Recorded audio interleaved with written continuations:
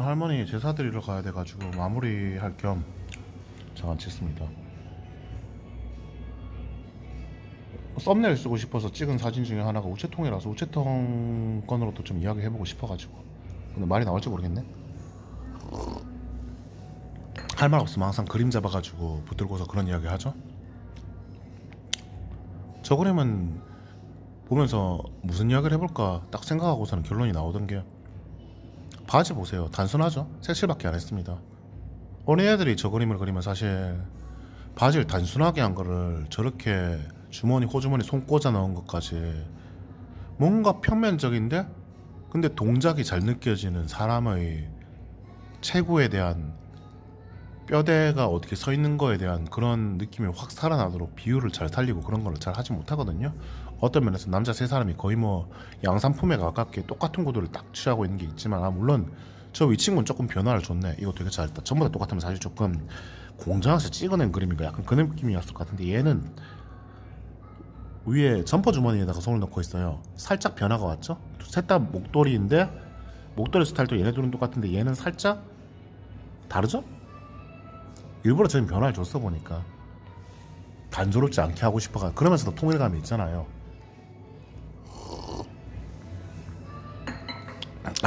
옷 스타일도 딱 보면은 이쪽은 추리닝 스타일을 살렸고, 이쪽은 저기 팔뚝에만 스트라이프 한 줄이 딱 그어져 있고, 여기 같은 경우에는 뭐라고 해야 되나, 하여튼 체크 무늬는 아닌 호피 무늬? 이거 호피라고 했던가? 그런 느낌으로 해놨는데, 또 마찬가지로 특징이 일부러 선을 안 살렸어요. 여기 팔이랑 몸통을 구분해주는 선을 안 넣어놨죠. 하지만 구분이 되죠. 팔뚝에 있는 스트라이프 자국 때문에, 소매 끝에 있는 스트라이프 자국 때문에 일부러 넣은 겁니다. 그래서 보니까 팔의 느낌을 살리려고. 얘 같은 경우에 진짜 아예 구분이 안 되는데, 왜냐면 무늬가 아예 평면으로 딱 깔려있기 때문에 어떤 면에서 이것도 변화라고 할 수 있어요. 얘는 이런 식으로 팔이나 몸통을 구분해주는 느낌을 어떤 식으로든 살렸지만, 얘는 아예 안 살려서 몸통 하나로 통일해주는 그 느낌. 나는 그래서 오히려 이게 더 단조로움을 깨주는 것 중 하나라고 생각해요. 이거 같은 경우에는 현실적이고, 얘 같은 경우에도 추리닝에 평행선을 팔선 따라 가지고 쫙 그어줘 가지고 이게 팔이구나, 이쪽이 몸통이겠구나 구분을 해줬는데, 얘는 그게 없거든요. 바지에 굴곡이 하나도 안 살아있어서 평면적인 느낌이라가 단조로워 보임에도 뭔가 약간의 느낌상으로 여기 살짝 있죠. 뭔가 흰색 같은 게, 이런 거랑 여기도 밑에는 살짝 변화가 있고 여기도 살짝 변화가 있죠. 되게 애매하고 희한한 방식으로 입체감을 살려주는데, 이것 때문에 내 입장에서는 저기 피카소 그림이 일체파라고 해가지고 다 초점에서 촬영한 것처럼, 예를 들면은 옆에서 본 모습, 오른쪽에서 본 모습, 왼쪽에서 본 모습, 뒤통수 본 모습이 얼굴 전방부에 한꺼번에 다 나타나는 그런 식의 입체감을 표현하고 있거든요. 그 정모라에서부터 시작됐다고 했죠.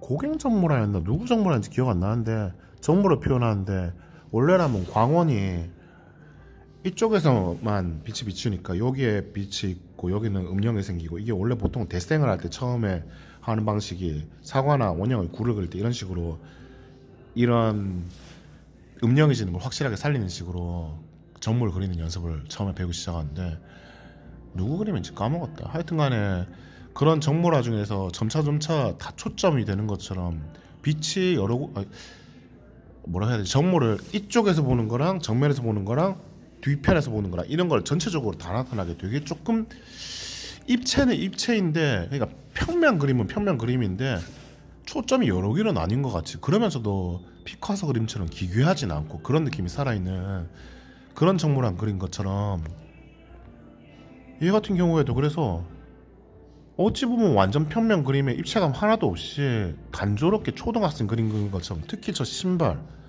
저런 거는 진짜로 완전 초등학생 그림의 신발이거든요. 근데 초등학생 그림 같지가 않아. 나름의 전하고자 하는 디자인 메시지? 전에 뭐라고 나왔죠? 그거 까먹었네. 디자인 언어. 그렇지. 나름의 디자인 언어를 갖추고서 그림을 그린 것처럼 얘 같은 경우에도 그런 게 살아있는 게 있어요. 요즘에는 사실 그림이 어려워진 이유 중 하나가, 카메라 성능이 너무 발달해가지고 사진 찍어서 전시해 놔버리면 그 어떤 화가가 그린 그림보다도 더 잘 만들어진 그림이 탄생하잖아요.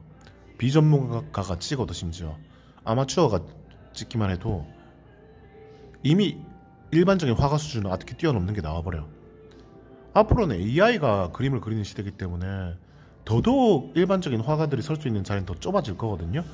내 디자인 팔아가지고 그림 팔아서 내가 먹고 살아야 되는데 컴퓨터가 대신 그려버리니까 나는 실업자야.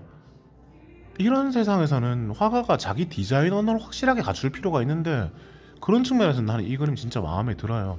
저 목도리 같은 경우에도 셋 다 단조롭게 시커먼 체크무늬 있는 목도리인데, 얘는 뭔가 조금 변화가 있는데 그냥 아무 생각 없이 떡칠한 것 같이 보이면서도 느낌이 살아있어. 필이라고 해야 되나. 배경도에 살짝 좀 걸쳐보면은 거의 평면적인 느낌의 무늬 있는 천을 덕지덕지 갖다 붙인 것처럼, 그 콜라주라고 했던 거 정확하게 기억이 안 나네. 그런 느낌이고 뒤에 산도 마찬가지고. 그런데 전체적인 조화를 보면은 그냥 귀찮아서 초등학생이 아무렇게나 대충대충 콜라주 배운다고, 콜라주 아닌 것 같아. 하여튼 마구 붙인 그림처럼 보임에도 불구하고 뭔가 이 형상이랑 메시지가 충분히 전달되는 것 같은 느낌이 있어. 저기 저 풀떼기 같은 경우에도 그냥 공간 메운다고 대충 들썩들썩 붙인 것 같이 보이는데도 느낌이 있어. 공간당 하나씩 붙여가지고 그냥 단조롭게 아이지 뭐 그냥 공간 채워넣으려고 했나보다 싶은데, 제가 있는 경우랑 없는 경우랑 확 느낌이 다르거든요. 내가 보기엔 되게 괜찮아요. 그래서 이 정도 그림 돈 주고 사라고 하면은 최소 2만원은 넘게 줘도 아깝지 않을 것 같아. 아마 더 비싸겠지만. 구두쇠라서 가격을 낮게 잡는 겁니다.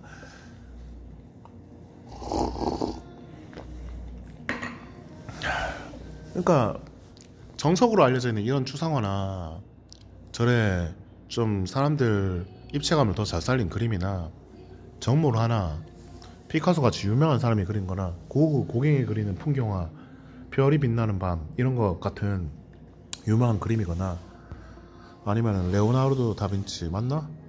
아 미켈란젤로? 아니다, 레오나르도 다빈치의 모나리자?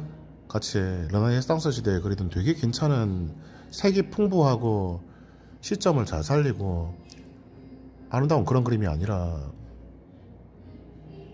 대충 그리고 단순화되어 있는 것 같은데, 막상 상세히 보면 아무 생각 없이 단순한 게 아니라 나름의 통일성과 변화, 입체감, 이런 5만 가지 효과들을 나름 메시지에 담아가지고 잘 전달하고 있잖아요. 그러니까 여러분들의 삶에 막 되게 유명 화가들의 작품처럼 이중섭의 황소처럼 민족의 얼을 살려가지고 거창하게 10억, 100억씩 받아먹는 그런 인생의 그림은 아니겠지만요, 말했던 것처럼 누더기같이 덕지덕지 붙여놓은 이런 초등학생도 할 수 있을 법한 배경 표현 같은 가격이 싸구려 같고 실패만 가득 찬 인생이라고 해도요, 그 안에서 여러분들이 내가 이 그림을 관찰하면서 이것저것을 분석하고 느끼는 것처럼 누구보다도 자기 인생을 잘하는 건 본인 자신이거든요. 남들이 내 인생을 여기서 바라보면서 자꾸 판단하다 보면은 이런 사정 고려 안 하고 저런 사정 고려 안 하고 난 이런 뜻이었는 거 생각 안 하고 이런 노력을 해가지고 여기에 도달한 것들, 내가 돈을 되게 많이 모을 수 있었던 건 내 부모님뿐만이 아니라 되게 많지도 않지만 하여튼 간에 내가 미친듯이 치욕을 당하면서도 아껴 썼던 그런 것들이 있음에도 불구하고 내 말 들어보기 싫고 열등감을 느끼고 기분 나쁘니까 까는 그런 상황들이 생기는 것처럼, 여러분 인생에 대해서도 남이 여러분 인생을 들여다볼 때는 객관적인 판단을 하기가 힘들어요. 그 인생을 안 살아봤으니까. 근데 어때요? 보니까 내가 내 살아온 삶에 대해서 이것저것 밝혀져가면서 열변 토하면서라도 이재명한테 욕을 쏟아내면서라도 뭔가를 표현하고 있다 보니까 어딘가 이해할 만한 구석을 찾게 되고 이 사람 인생에 대해서 뭔가의 메시지를 전해받는 게 있죠. 여러분이 양산품으로 살아가고 싶지가 않고 내 인생도 뭔가의 가치가 있었다고, 내가 박정희나 이재명이나 문재인이나 노무현 이런 사람은 아니었지만 한강같이 글을 잘 적는 사람은 아니지만 나도 분명 내 살아온 인생에 가치가 있다. 나도 넷플릭스만 보는 드라마, 남이 만든 작품만을 감상하는 이런 수동적인 존재로서 살아가는 삶이 아니라 내 주체적인 삶을 살아가는 사람이다. 이런 걸 느끼고 싶으면요, 아, 그것이 또 까먹었네. 주체사상 신봉자들? NL, 그렇지, NL. 내셔널 리버럴. 뭐, 내셔널리즘 리버럴인가 하여튼. 그런 식으로 북한이 만든 김일성 추종하는 그런 허접 쓰레기 같은 30년, 50년 지난 구닥다리 진보가 만든 그런 정신으로 돌아가는 민주당 이런 쓰레기들 말고요. 본인 인생 안에서 보석을 찾아내가지고 뭔가 이 메시지를 엮어내서 그걸 표현할 수 있는 사람이 되십시오. 그러면 병신 같은 새끼들이 떠드는 주체사상, 병신 같은 새끼들이 떠드는 분배 이야기, 이런 거 상관없이 본인 삶을 개척하면서 살 수 있는 에너지가 내 안에서 생겨나요. 내 인생은 내 거지 정치인이 만들어주는 게 아니니까. 다시 한번 자기 삶을 돌아보시고 자기 인생의 이야기를 우체통 안에 넣어서 다른 사람들에게 전해주세요. 그럼 제가 답장을 써드릴 테니까. 여기까지 합니다.